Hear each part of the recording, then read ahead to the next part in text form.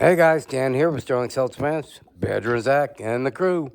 All right, quick little tech talk here. All right, filling up your markers with HPA real quick. I have to change my fitting.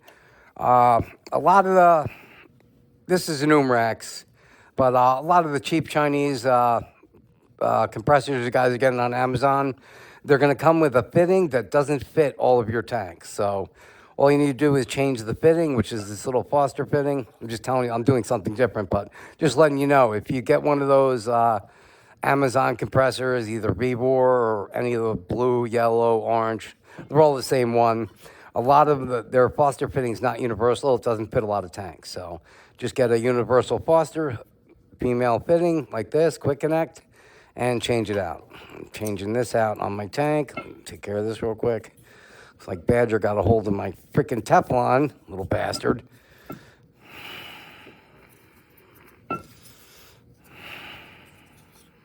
I usually red Loctite these, but I don't want to wait 24 hours, so I'm just going to Teflon it real quick.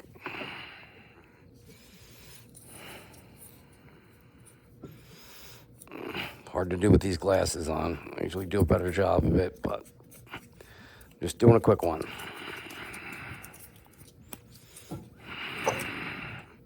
Now you put it on, rub it in there real good, run your fingernail through the threads.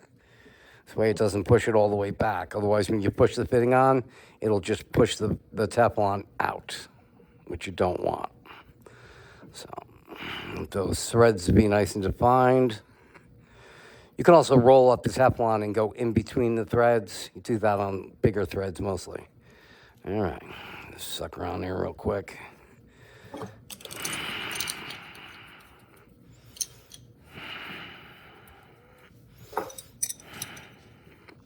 Wasn't planning on changing this, but it wasn't working correctly.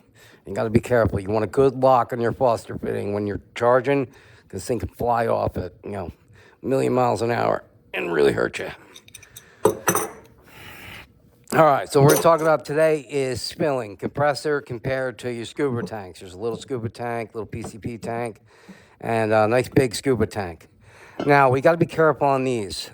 These are the carbon fiber tanks. They fill to 4,500. But if you're filling aluminum tanks, it can get dangerous because you can overfill, because aluminum tanks are 3,000 PSI. You can't go over that. But as soon as you open the valve, boom, next thing you know, you're at 4,000, 4,500 PSI, and you're blowing your safeties out.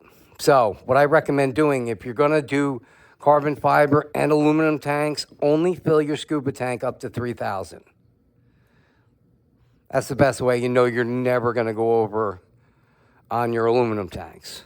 Or just do your aluminum tanks on the compressor and do your carbon fiber on this and fill this to 4,500. All right, so here's how we hook it up.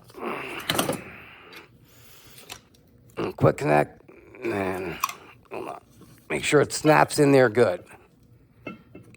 See, that one wasn't on, so now it's locked. Always make sure it's locked, because when you go to charge it, this thing will pop off super quick, and it's like a missile.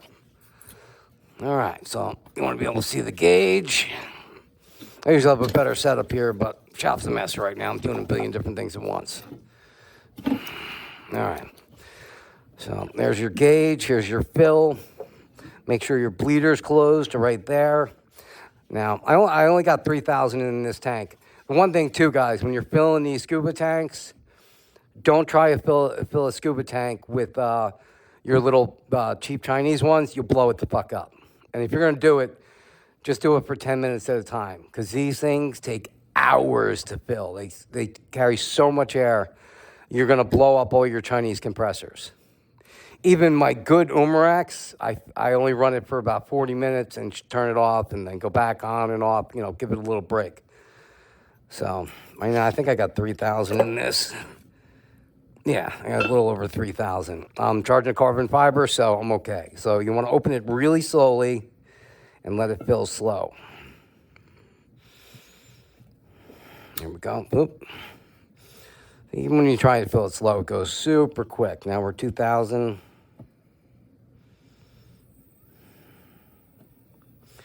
Coming up to about 3.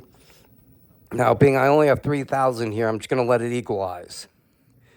So we'll have a little over 3,000 in both tanks.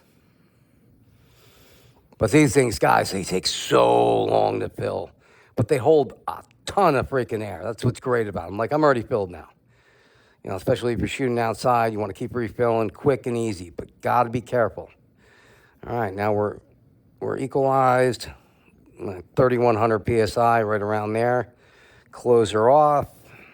Make sure it's fully tight. Release your bleeder.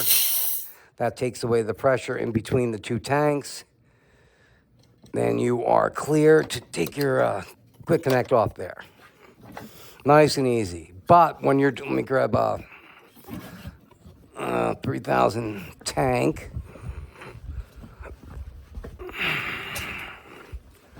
Okay, here's a 3,000 tank. Now this one, you can't fill past 3,000.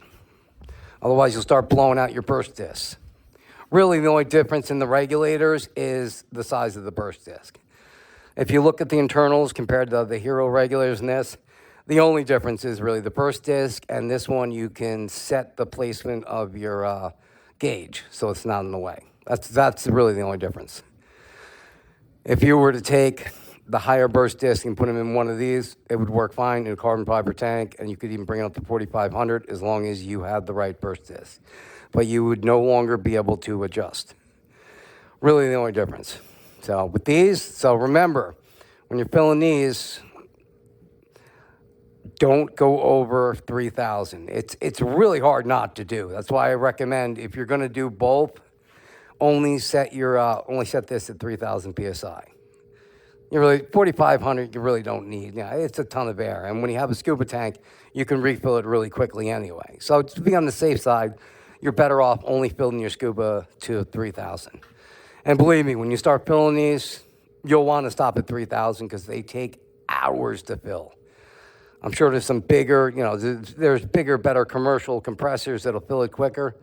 But any of the compressors we use, it takes hours to fill these. So you'll be happy to turn it off at 3,000. Yeah. All right, that's a quick one, guys. Just be careful when you're connecting these and make sure to stay slow. And you'll fill your tank. If you fill it too quick, you'll feel it getting hot. So, nice and slow. Take your time. They fill quick as it is. You're not saving that much time, but just cranking it open. And always make sure this is locked. If it's not, and you go to charge it, you got 4,500 PSI whipping this thing off at you. And this little whip can kill you super easily. So always make sure it's locked. Put it on the nipple. Let me show you on a nipple. No, wrong one. I can't ever find what I'm looking for. There we go. Female, male Foster. When you clip it on, if it's like that, it's going to shoot off. So make sure it's on there. Push forward until you see that clip. Then pull on it. See, it's locked in there. If you don't, sometimes it's like that and you don't even notice it because you got a lot going on. As soon as you go to charge, that thing's going to fly off at speed you cannot believe. And this thing will break your hand really easily. So push it on, push it in there, make sure it's locked, and twist it and turn it and make sure it ain't coming out. All right, guys, that's it for this quick little tech talk. I will see you guys in the next one. Stay safe.